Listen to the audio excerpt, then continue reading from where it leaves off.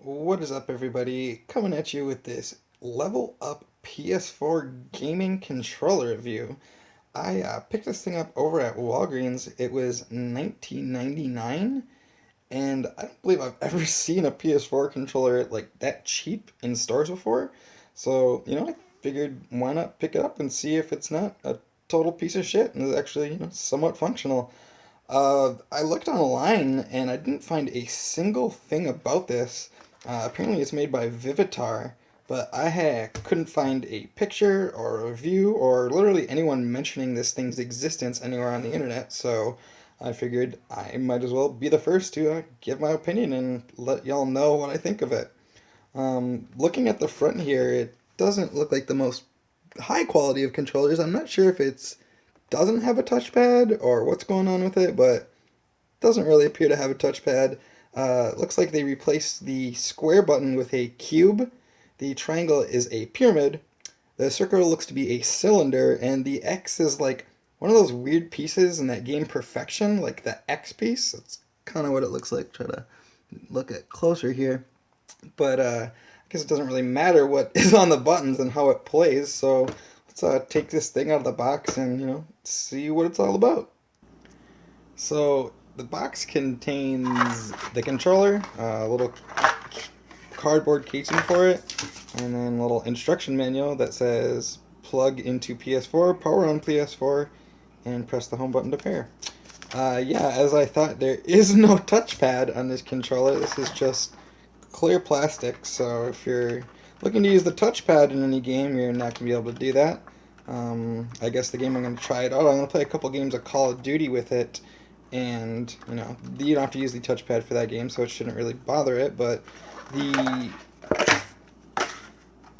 buttons themselves feel alright. I actually have these spring L2 and R2. They feel pretty responsive and spring back pretty good. The buttons are nice and clicky, and they don't. It feels a little cheap. I mean, obviously it's 20 bucks, but it feels not so bad. The D-pad is definitely like responsive. You can not. You can see how they went with one D-pad design. So you might, when you're hitting those left corners of the bottom one, start to hit, drift right or left depending on how hard you press.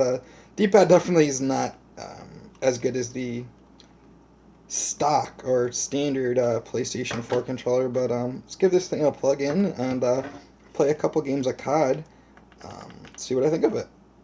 Alright, so after a couple games of Call of Duty, yeah, it's really not a bad controller. The buttons are really responsive. They're nice and clicky, but they're not hard to press. The sticks, I was able to actually fit my control freaks on here, as you can see. So the sticks are, feel just like a regular PS4 controller, just as responsive, and there's no dead zones or anything. So the sticks are really good. I didn't get to use the D-pad too much. So I really can't speak for the D-pad, but I'm going to tell you right off the bat, this D-pad is not going to be what you're looking for if you're looking to play like a 2D game or maybe like a Mortal Kombat or something where you need those precise inputs. This D-pad's probably not going to be it for you. My other gripe is, I can't stress it enough, there is no share button. So depending on how badly you need to use your share button in the game, this controller probably might not be for you. The other thing is these R2 and L2 are very square, as you can see. Super uncomfortable.